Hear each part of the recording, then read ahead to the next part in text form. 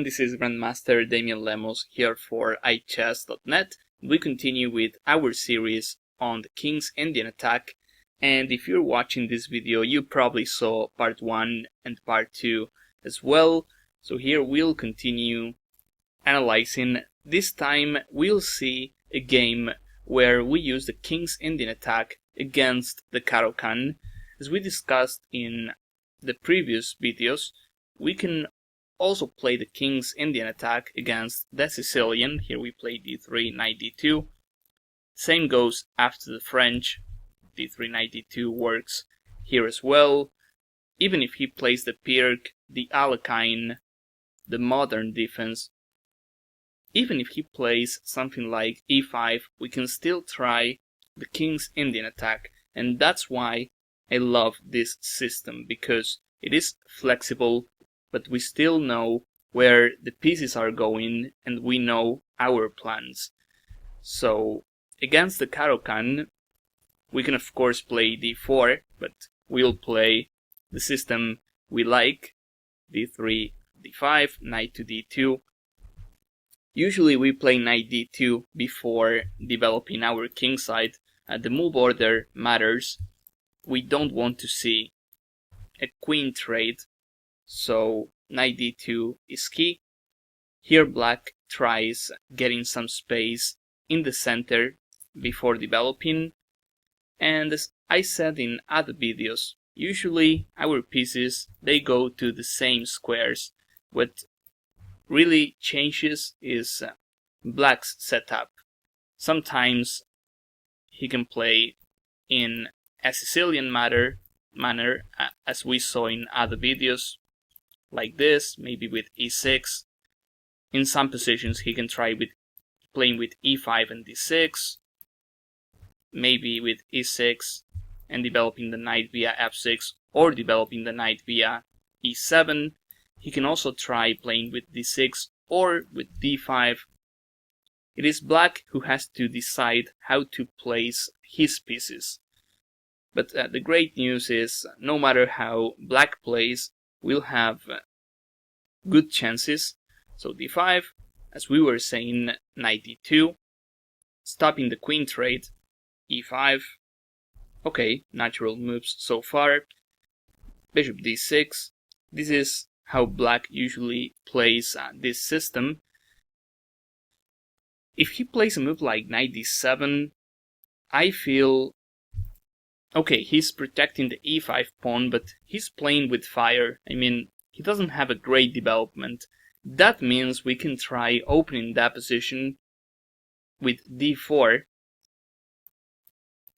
And, well, if he keeps on trading pawns, then we'll have a serious initiative.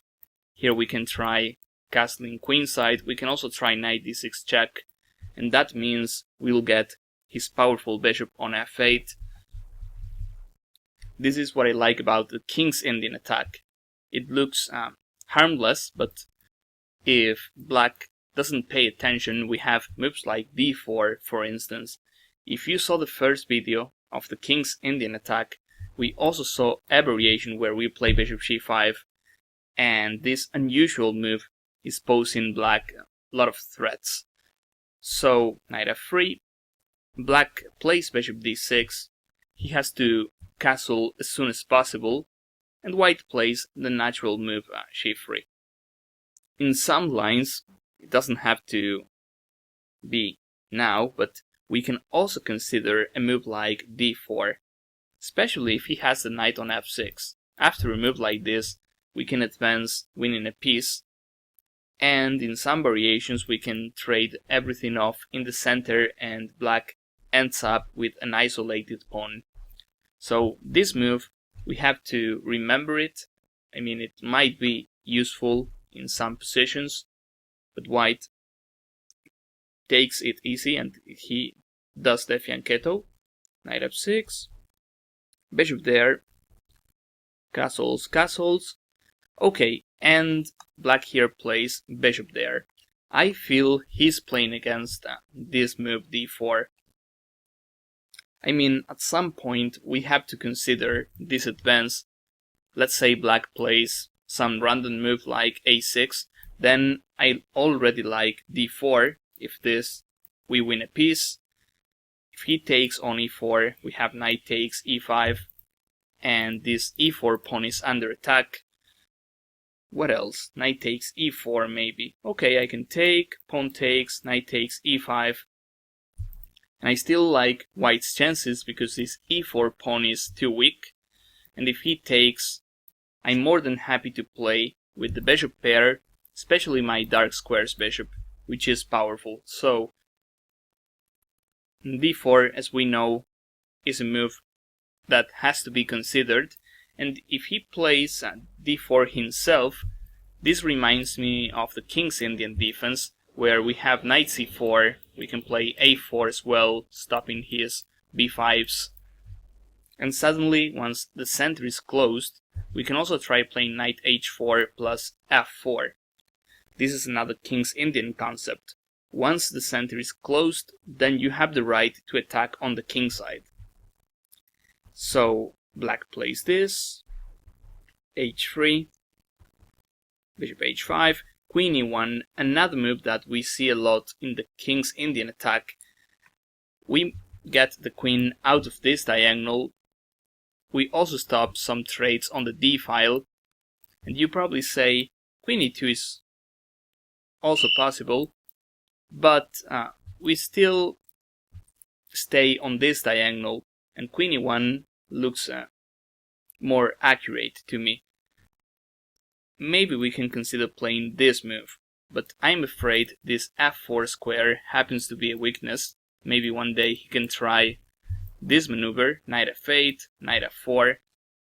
So queen e1 is a move that we'll play often in the King's Indian attack.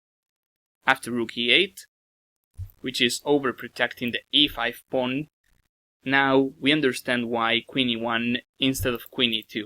Here we have knight h4. This wouldn't be possible if we had queen on e2. Now, after knight h4, we have threats. Maybe we can consider this advance, and then we take on c6. And maybe we can try playing f4. I mean, we have multiple plans, and this knight h4 has a lot of ideas. Black decides to take. Maybe he can play a move like knight bd7. It is the most natural move in that position, but okay. As black, you have to admit you're being a bit passive. You have to play bishop f8, and here we can just improve our pieces to develop a kingside attack. It's a game. Both sides have chances, but it is fair to say white has the better looking pieces. I mean, that knight on f5 looks much better than the bishop on f8. So having a slight initiative counts. Black decides to play d takes e4, and we take with the pawn. This is an easy concept. We can also consider taking with the piece. Problem is, when we take with the piece, we are not guarding the center much. If we take with the d pawn, we still fight for our center space, and of course we still support the f5 square. So d takes e4. Here black plays knight bd7. He can also consider a move like b5, trying to stop knight c4, but we have to realize once he advances his pawns on the queen side, they can't go back, and he's creating extra weaknesses. I mean, we can play a move like a4, and the pressure continues, even if he plays a6. You can see we have a lot of squares, potential targets on the queen side. The a file, we can consider taking. Let's say he plays king h8. I can take. He's forced to take him with the c pawn, and now the d5 square is another available square for our pieces. I mean, we have a lot of ideas. When we play the King's Indian attack, you probably expect to be attacking on the king side, and that variation we just saw, we are attacking on both sides of the board. That is another reason why I love the King's Indian attack. So after d takes e4, black decides to play knight bd7, white wins the tempi playing knight c4, bishop f8. This looks like a good square for the bishop. Maybe bishop c7 is more accurate, controlling my knight on c4. I have the feeling black didn't want to leave his king side alone, because we can play this and we can continue our pressure with bishop c1. It looks like bishop f8 is more solid, but white continues his ideas on both sides of the board, and black plays knight c5. Again, if he plays b5, he's weakening his position a lot. We can just take. Now the rook on a1 is already playing, and we haven't moved this piece yet. We can play knight a5. We have some squares on the queen side. We can also play knight e3. We have multiple ideas, and these two guys on the queen side, they look weak. So after a4, which is a standard move for us on the King's Indian attack, and black plays knight c5, we play knight f5. We are pretty close to finishing our development as well. Bishop e3 is a move that we have to consider. Of course now e4 is hanging, but I mean, we are 2 moves away from finishing our development. Maybe we have to improve our queen on e1, and we have to develop bishop c1. So after knight f5, black plays queen c7. He probably hates creating weaknesses on the king side with a move like this. Not to mention we can check him, and if he takes, we got the bishop pair.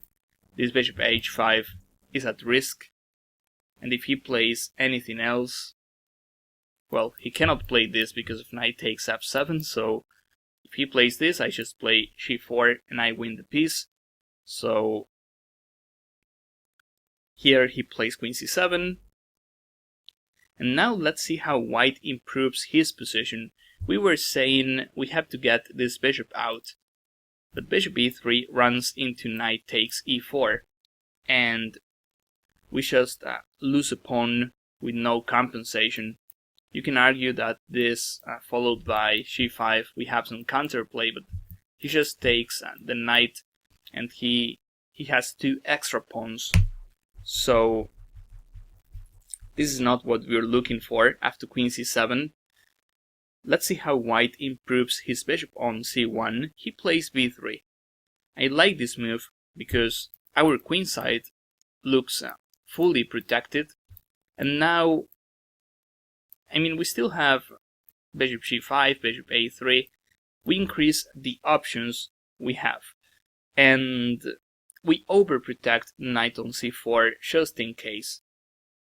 If he wants to advance and create weaknesses on the queen side, that's good for us. I mean, this b3 also works as a waiting move. After this, I can just take and play knight e3. This d5 square is key for my interest, so b3 works as a good waiting move. Black plays knight f d7. This game shows, this structure shows that the King's Indian attack can be a game full of maneuvers. This bishop h5 is misplaced, so he's trying to play a move like f6 and bishop f7. If he stays with the knight on f6, we can also prepare with f3 and bishop e3. I'll show an example. If he plays king h8, I can consider this move overprotecting the e4 pawn, and then I prepare bishop e3, queen f2. Little by little, I put pressure on the queen side, and why not on the king side as well. This f3 move is supporting my king side pawn storm. So black feels these ideas coming, and he plays knight f d7, bishop e3, f6, queen c3. maybe we can play f3. I mean, I like this plan, not g4. I mean, this move, I played this a lot on blitz games. I think it works on serious games as well.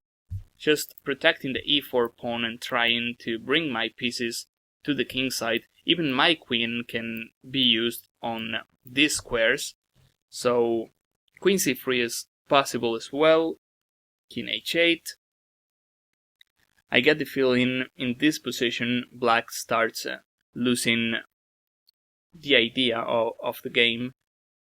He starts playing some passive moves. King h8, I think this is too solid. The king is not at risk.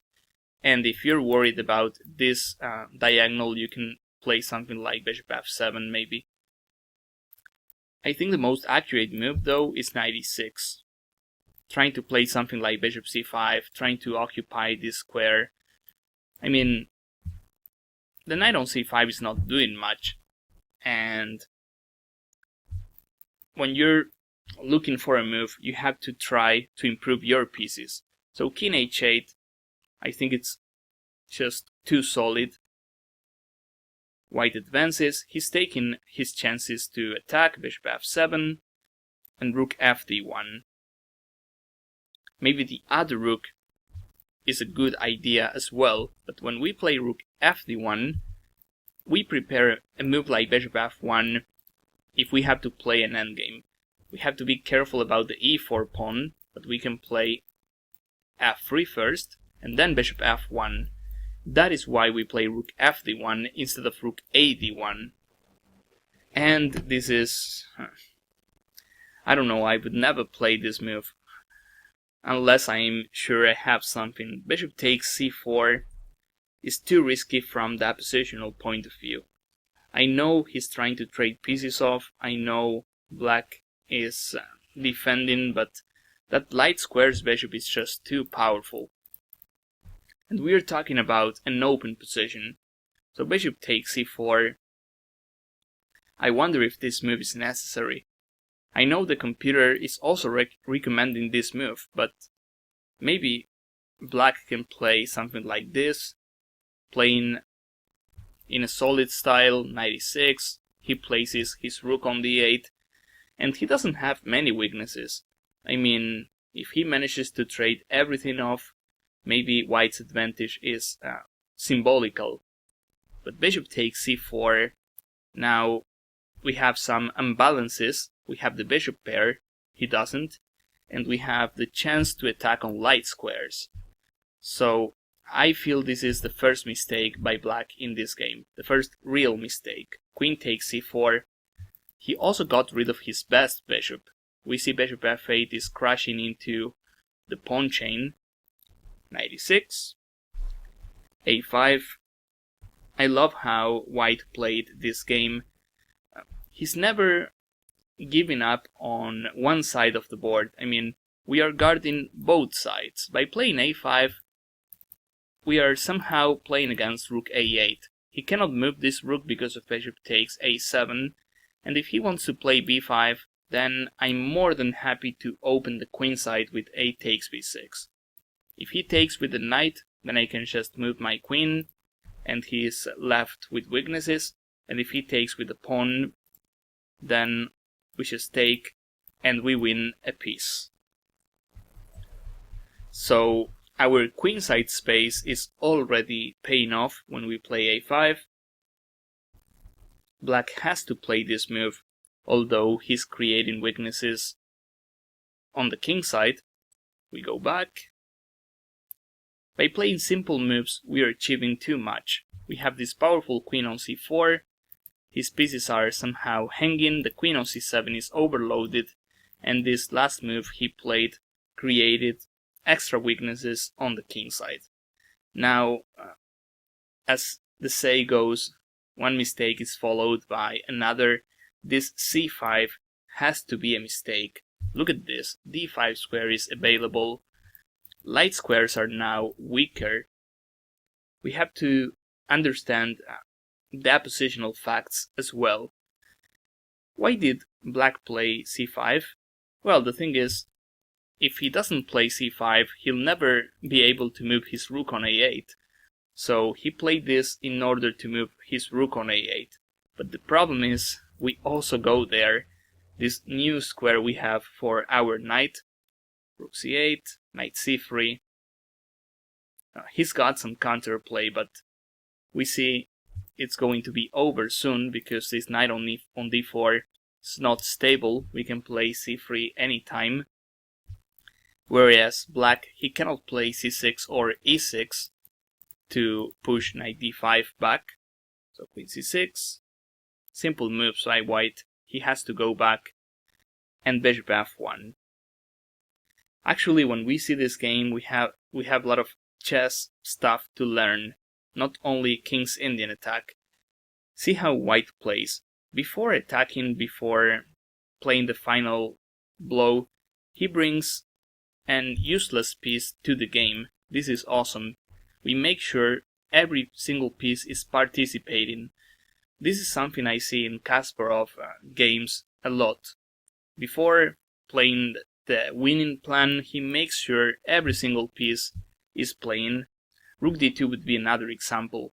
So bishop f1, a6. Black is probably trying to stop a move like queen b5. I mean, even if we play an endgame, we have a winning position because he's lacking counterplay. He cannot even move his knight on d7. So a6, rook d2. Same concept as bishop f1. We make sure every single piece is playing. Instead of rook d2, we can also consider rook a2 plus rook a d2. So knight c7. And here white calculated this variation. I feel h4 followed by bishop h3 is also good enough for a clear advantage. And the thing is, I'm not talking with the computer analysis. I'm talking with the practical chances. I feel I have a super position here for white, and black's problem is his lack of counterplay. So white played this, queen takes. Is rook takes an improvement? Maybe. I mean, rook ad1. The thing is, as I was saying before, he's lacking moves. He cannot move his pieces. Knight b8. Well, maybe here I can go in slow mode and play g5 one day. He's in Suk1, so he played queen takes. This is making life easier for us because we have queen f7, rook e7, queen d5. Now, by playing this little maneuver, we have bishop c4 next, and only God knows how he'll protect there. He plays knight b8. Maybe this is better, I don't know. Can play bishop c4, knight b8. Well, we should have a winning variation here. If you want, you can pause the video and try finding it. What I'll do is 5 seconds pause before I continue talking.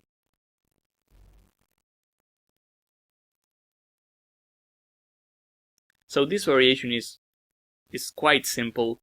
Of course, we want to mate him there, but we can't because rook c8 is guarding that square. But rook c8 is overloaded as well. We can try queen takes c5, queen takes, bishop takes, and after this, he has to resign because after this we just take his 2 pieces.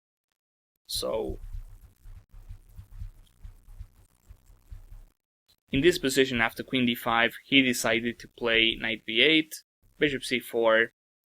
Now, if bishop here, we just transpose playing queen takes c5, and if he plays rook here, we win by means of bishop h6. The final position is a nice picture because he's in a complete Suk1, and the game itself shows a lot of the King's Indian attack plans. I really love this game because of the ideas, and that's why I decided to share this game with you. So I hope this was useful for you. I hope after analyzing this game you get a better feeling of the King's Indian attack And of course, I also recommend you watch part 1 and part 2 of this series. That's all for this video. Again, I hope you like it. And of course, I want to see you guys in my next chapters as well. Thank you.